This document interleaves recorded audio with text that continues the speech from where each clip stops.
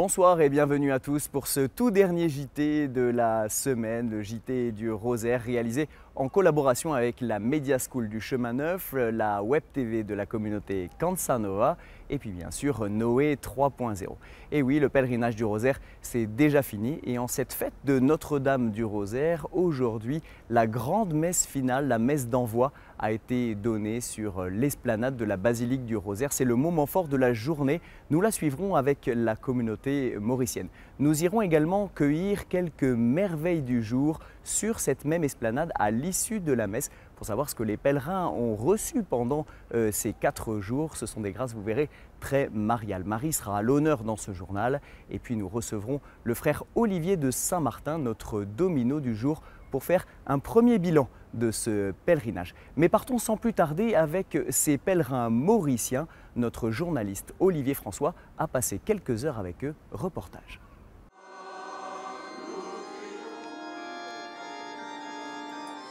C'est normalement devant la télé que Viviane fait son chapelet. Aujourd'hui, c'est à 11 000 km de chez elle, à Lourdes, qu'elle va prier la Vierge Marie. Je peux vous dire, je pleurais devant la Vierge. Et jusqu'à aujourd'hui, chaque fois que je pars, je pleure.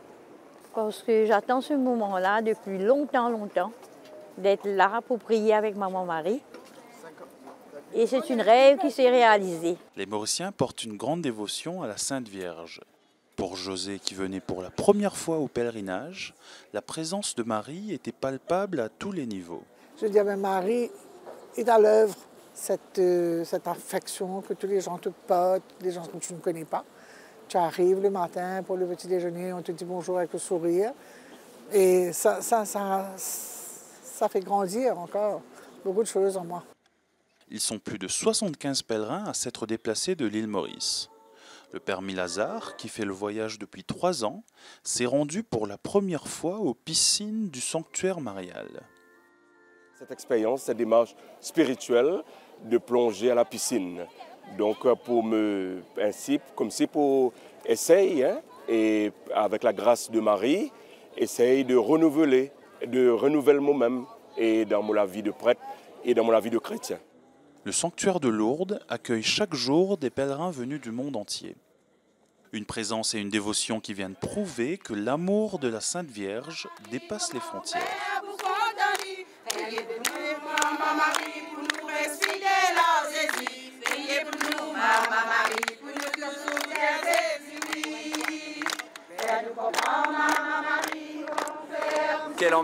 Quelle ambiance, vous l'avez vu avec la communauté mauricienne que nous avons suivie ici à Lourdes.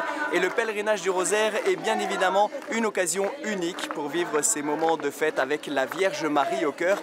Et cela vaut aussi pour toute la famille dominicaine. C'est ce que nous explique le frère Louis-Marie Arignaud-Durand.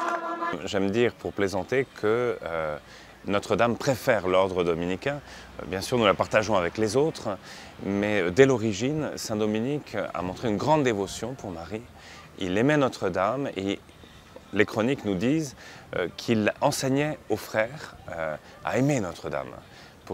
Certains frères dans toute l'histoire de l'ordre ont développé ce grand amour pour Marie. On l'a vu dans leurs écrits, dans ce qu'ils ont pu peindre, dire, et Marie accompagne l'ordre. Une belle tradition d'ailleurs dit que le soir, lorsque nous chantons le Salve Regina, au moment du Eia ergo advocata nostra, elle dit à Dominique qu'elle se prosterne devant son Fils, devant le Seigneur, pour la préservation de cet ordre. Dans la vie de tout chrétien, Marie est très importante puisque c'est Jésus lui-même qui nous la donne. Et comme le dit mon saint patron, eh bien, elle est le meilleur moyen qu'a trouvé le Seigneur pour venir à nous.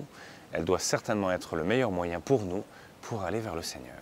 Les pèlerins, les malades, enfin les pèlerins bien portants, les pèlerins malades, mais aussi les élèves infirmiers qui nous accompagnent vivent une expérience très forte ici.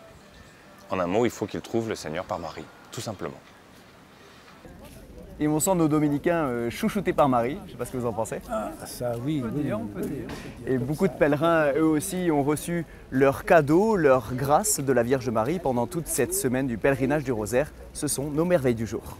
Marie nous donne du réconfort, elle nous permet de passer une bonne semaine, de nous regonfler pour l'année qui vient. Beaucoup de chaleur, beaucoup d'allégresse.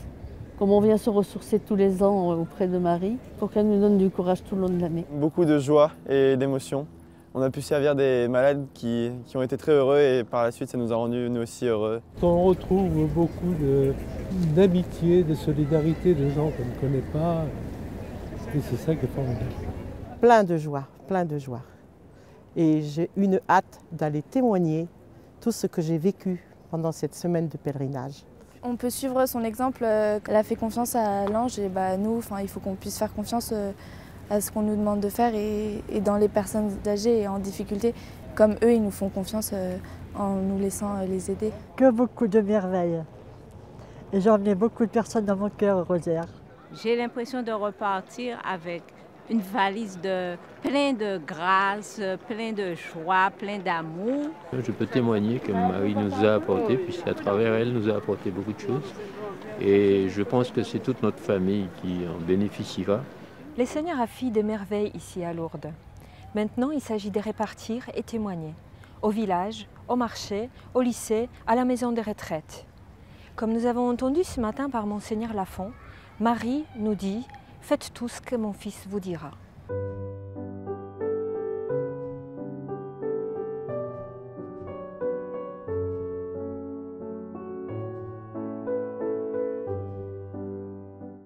Et un grand merci à Paulina Pasternak du Chemin Neuf pour ses analyses éclairantes toute la semaine. Le témoignage des familles, lui aussi, est éclairant. On les a entendus toute cette semaine dans ce JT du Rosaire. Marine Le Boulanger, aujourd'hui, a rencontré Marielle, François et leur fils Anthony. Nous avons 7 enfants. On avait vraiment dans le cœur d'ouvrir notre famille à des enfants autres que les nôtres. On a laissé les choses faire. On a d'abord eu 3 filles. Et ensuite, on s'est mis à la disposition d'une association pour accueillir une petite Cambodgienne. Quand elle est arrivée à la maison, on pensait que c'était pour quelques mois. Voilà, donc ça ne nous engageait pas trop. Et finalement, ça s'est révélé définitif. Mais je crois que c'était d'ailleurs très bien, parce que je ne sais pas si, en tout cas moi, si j'aurais fait le pas directement d'adopter un enfant. Donc ça a ouvert un peu un chemin et on s'est dit il faut aller plus loin, on va prendre un enfant handicapé.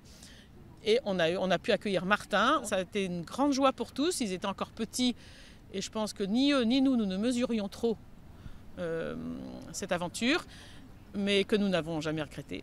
En 2006, à Lourdes, on a rencontré une famille et ils avaient adopté 2 trisomiques. Et en revenant, moi j'ai dit à François, mais en fait, on devrait nous aussi en adopter un deuxième. Et c'est comme ça qu'Anthony est arrivé à l'âge de 11 ans. Et voilà, je pense que c'est une belle façon de défendre la vie. La chose énorme dans Lourdes, c'est que ce sont eux le centre. Ce sont eux le centre, c'est pas nous. Nous, on est à leur service. Mais pour moi, c'était un petit peu dur et heureux. Et Jésus et Marie m'aider heureux. Adopter un enfant trisomique, au départ, c'est vrai que c'est plus facile parce qu'on a l'impression qu'il n'y a pas cette blessure de l'abandon, ces questionnements. C'est pas tout à fait comme ça. Et du coup, il y a toujours ce mot heureux qui revient parce qu'il veut être heureux, parce qu'il est heureux. Mais il sent quand même qu'il y a quelque chose derrière qui l'empêche peut-être d'être pleinement heureux. Cette année, cette démarche à Lourdes, c'était voilà, de prier Marie, qu'elle l'entoure vraiment de sa tendresse.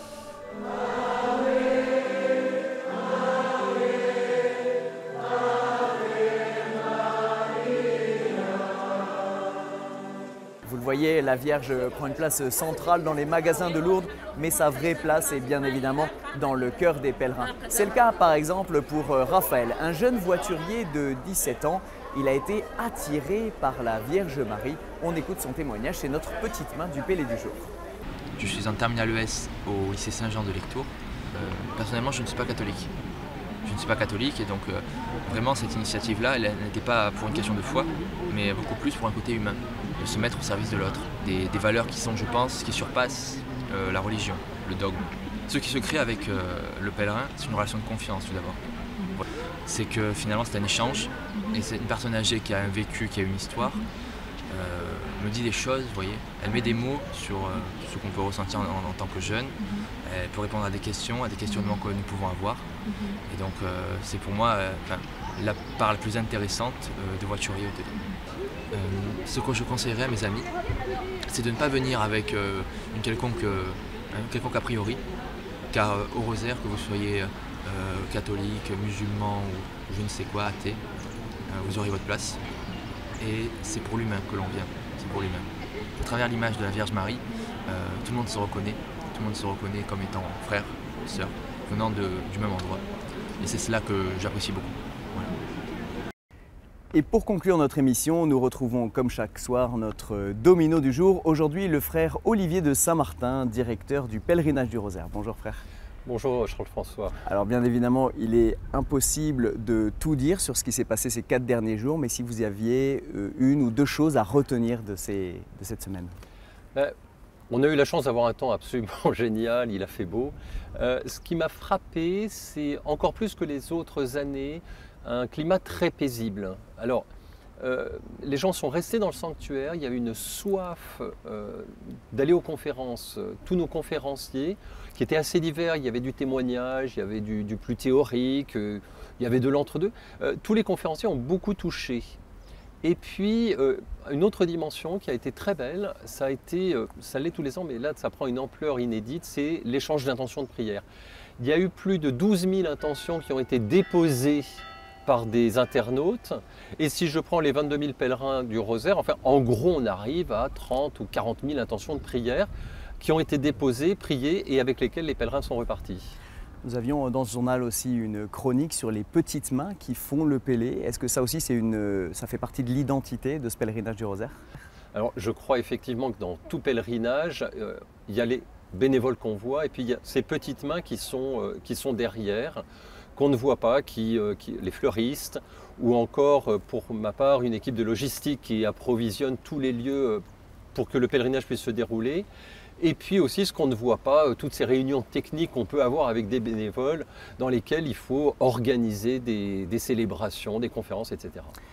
On a vu aussi beaucoup de jeunes dans le sanctuaire, c'était assez impressionnant. Il paraît d'ailleurs que vous avez missionné une équipe de ces jeunes pour faire une enquête sur le pèlerinage. Vous pouvez nous en parler? Oui, la dernière enquête avait eu lieu en 1968, donc il y a quasiment 50 ans. L'idée c'était de demander à des jeunes, avec des tablettes, de venir sonder les pèlerins sur les raisons qui les motivaient à venir, sur ce qu'ils trouvaient, afin de mieux connaître les pèlerins et de mieux répondre à leurs attentes. Et les pèlerins étaient aussi invités, ils peuvent toujours le faire d'ailleurs, à répondre à ce questionnaire sur l'application du pèlerinage. Qu'est-ce qui en ressort? Ce qui en ressort, 2 chiffres par exemple. Le premier, c'est que pratiquement 40% des pèlerins qui sont avec nous viennent ici pour renouer avec l'Église ou la pratique religieuse. C'est énorme. Et je le lis aussi à 60% de personnes qui disent qu'elles viennent ici pour trouver de la force dans l'épreuve.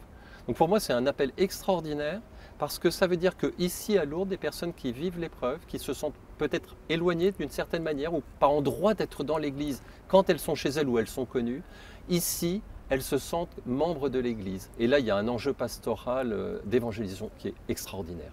On fête aussi aujourd'hui Notre-Dame du Rosaire. On a vu dans ce journal aussi comment Marie attirait à elle.